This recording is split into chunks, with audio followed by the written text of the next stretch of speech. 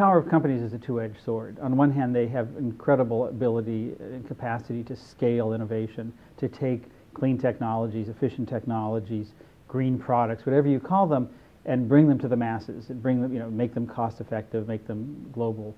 But at the same time, a lot of this stuff has barriers. One of the reasons that clean technologies, clean energy and such are trillion-dollar markets is that there are existing markets that are held by incumbents. Oil companies, coal companies, gas companies, nuclear power companies, and the like. And they don't necessarily want to see these things happen, at least not in the short term, even though they may know intellectually these are inevitable where we're going, that the future of vehicle transportation is electric, for example, not oil and gas-based. But it's in their short-term interest, which is how they're rewarded to keep the status quo going. So this has not been a case of building a better or greener or smarter or cleaner mousetrap and having the world be the path to your door. There's some huge political barriers, and frankly, we didn't anticipate that.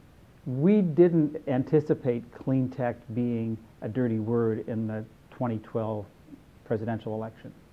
We did not see the backlash about doing what many of us see are God's work, taking place in the political arena. But there are some of the biggest moneyed interests in the world are the incumbents whose interests are served by keeping things the way they are. One of the great ironic paradoxes or untold stories in our world is that when it comes to sustainability, companies, big companies, are walking way more than they're talking. They're doing much, much more than they're saying. And that's, of course, the opposite of what most people think. They're thinking that they're talking about stuff that they're not even really doing. But most of what they're doing, they don't want to talk about. It's problematic to talk about it. And there's three reasons for that. One is that most of what they're doing is about doing less bad. So I can tell you that this widget that we've manufactured has 40% fewer toxics than it did 2 or 3 years ago, and that's a significant achievement, but it still means that 60% of it is problematic. So that's a hard story to tell, even though that's marked progress. Another reason is that much of what, in fact, most of what companies are doing doesn't have any value to the customer. It's not part of the value proposition. So, for example, General Motors has about 145 assembly plants around the world. 100 plus, about 105 of those have achieved zero waste. Nothing going into landfills. And in fact, across all 145 of those plants, it's probably a 92 or 93% waste diversion rate.